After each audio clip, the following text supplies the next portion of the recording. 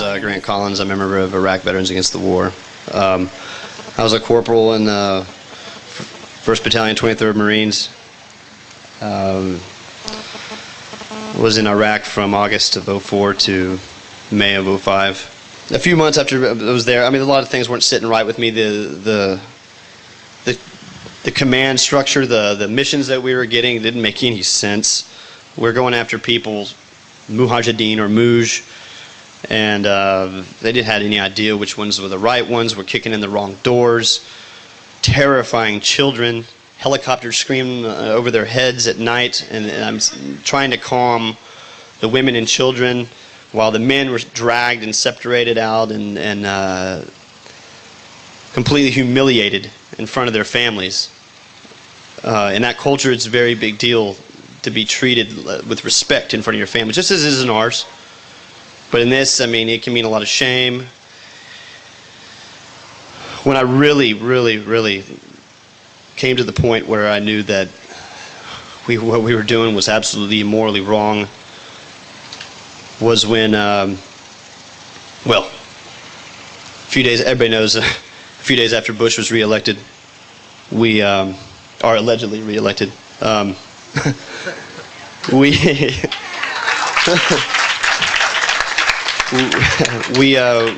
began, we had already cordoned off Fallujah, and Cloy was in the first incursion in April, where we took heavy casualties and then decided that maybe it wasn't the right time to go in.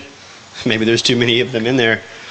So I was a part of the cordon where we cordoned it off, and then we made operations to move in, and 2 o'clock in the morning we went across the berm and instantly started taking casualties, but started lighting up this city like you wouldn't believe. Artillery strikes going in, and planes flying in and dropping 500-pound J-down bombs into obviously civilian areas. I mean,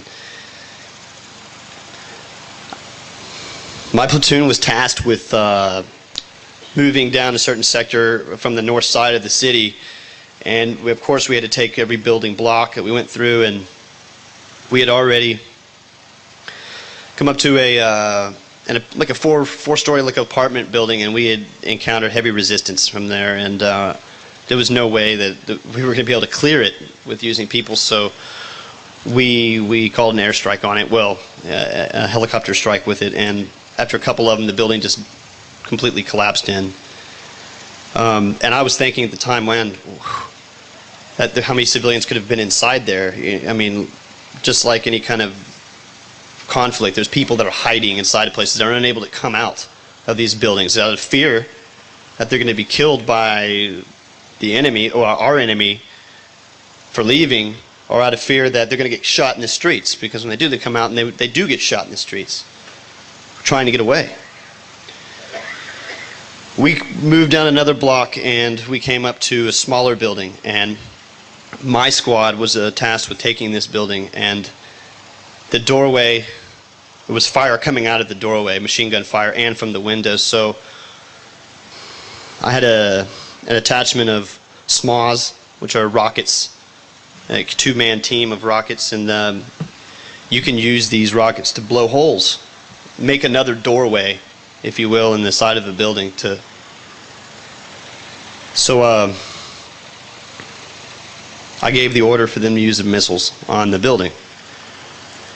So we hit it, and then we stormed into the building, and there was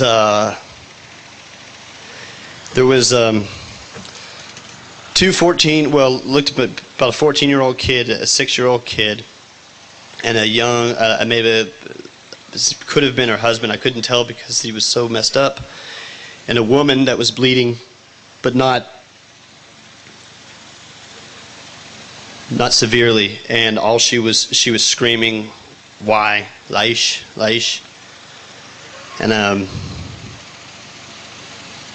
I broke down. I leaned up against the wall, and as my rest of my Marines cleared through the building, and I sat there with the corpsman trying to do something about it. But I started to cry. I wanted to rip my hair out, what hair I did have, and go nuts. And the woman, seeing my reaction, came up to me and put her hand on my cheek and said, Inshallah, which is God's will. Because these people over there, it doesn't matter what bad things happen to them, that they can accept it right away as God's will because they're deeply religious. But no, it wasn't God's will. It was my fucking order. I gave the order to fire those rockets into that building, and I killed her family. And that's when I knew that I was put in a situation where I had to do that. I thought I had to do that to keep myself and my Marines alive, thinking that, well, man, that was the best thing I could do at the time. Well, I have to live with that decision. From then on, well, of course, we had the rest of that battle to go through, and I saw more casualties, more civilians being killed. Well, I don't know. I've been here a couple times. I've had to go back. I went back to Grand Rapids, Michigan, to start school. But when Lauren told me that she wanted to come back, I had to come back. On the 26th of August, I lost another friend. He was on his third tour, and the thing is that it's making me really upset is now I'm starting to, their names are all blending together now. And she asked what his name was, and I gave her a name, a wrong first name and a wrong last name. And and then I had a dream after all this, and I saw him in my dream, and he, in his typical joking attitude, said that I was fresh out of friends. That I needed to make some new ones. He's joking around like he used to always say stupid shit like that. And anyway, it's my duty now. It is my duty to stand up and speak, and I will do this until this war is over.